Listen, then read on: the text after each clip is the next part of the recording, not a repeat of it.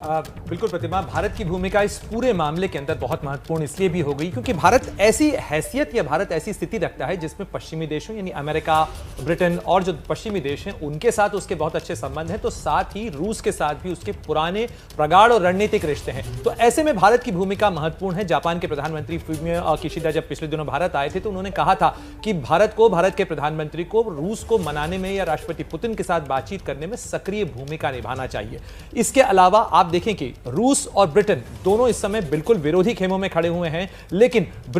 रूस और ब्रिटेन के जो दोनों विदेश मंत्री हैं वो इसी हफ्ते जो हैं वो भारत आने वाले हैं। इसके अलावा जो पूरी सक्रियता है, भारत की कोशिश लगातार इस चीज को लेकर है कि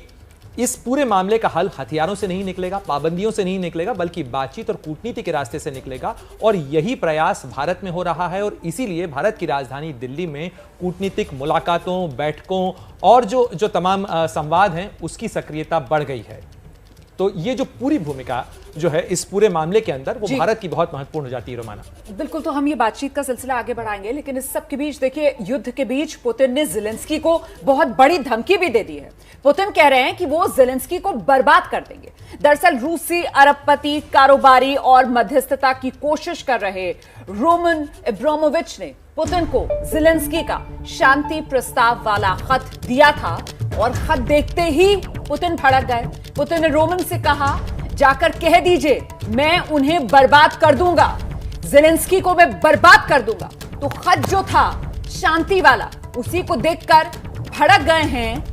पुतिन और अब वो कह रहे हैं कि वो ज़ेलेंस्की को बर्बाद कर देंगे। हम सीधे रुख करते हैं, मेरे साथ मेरे सहयोगी नीरज राजपूत जो रूस से लगातार पल पल का अपडेट हम तक पहुंचा रहे हैं। नीरज, पता चल पाया है कि आखिरकार वो जो शांति वाला खत था उसमें ऐसा क्या था जिसकी वजह से पुतिन इतना चिढ़ गए, इतना नाराज हो गए कि वो फिर से उस शांति वाले मजमून को पढ़ने के बाद ज़ेलेंस्की को खत्म करने की धमकी दे रहे हैं? नीरज,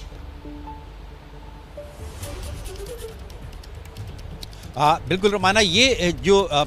बातचीत है, जो मीडिएटर गए थे वहाँ पर यूक्रेन की गए थे बातचीत करने के लिए, जिनके बारे में आया था कि उनको पॉइजनिंग भी की गई, उनको पॉइजन दिया गया था। हालांकि लेटर का कंटेंट तो नहीं पता चल पाया है, लेकिन ये बात जरूर है कि उन्होंने जो अपना पक्ष रखा था यूक्रेन के राष्ट्रपति ज़ेलेंस्की ने, उसकी वजह से वो भड़क गए और उसके बाद से ही हमने देखा कि किस तरह से रूस की तरफ से लगातार जो ऑपरेशन है उनमें कितनी तेजी कर दी गई। यहाँ तक कि जो नाटो है उसने भी साफ तौर से कह दिया कि इतने ऑपरेशंस जो हैं रूस ने किए हैं यूक्रेन की सेना पे के ऊपर, उनके सैन्य ठिकानों पर, छावनियों पर, कि नाटो ने भी कह दिया है कि यूक्रेन के पास अपनी अब कोई सेना है ही नहीं अगर वो नाटो में शामिल होने के लिए कहते हैं कि क्योंकि नाटो एक मिलिट्री ग्रुप है तो उसमें सेनाएं शामिल होती हैं, लेकिन सेना अब ऐसी रेगुलर जो प्रोफेशनल आर्मी जो है यूक्रेन की बची नहीं है जिसके चलते उनको शामिल किया जाए, जिसको लेकर ज़ेलेंस्की ने अपनी नाराजगी भी जाहिर की थी। सिर्फ और सिर्फ गुरिल्ला जो उनके जो फाइटर्स हैं, जो विदेशी फाइटर्स हैं, वो रह गए हैं और ये माना जा सकता है कि उसके बाद से जो ऑपरेशन तेज हुए उसके बाद ही ज़ेलेंस्की माने हैं 2 शर्तों को लेकर, नाटो को और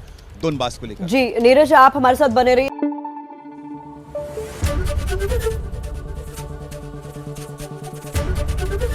एबीपी न्यूज आपको रखे आगे।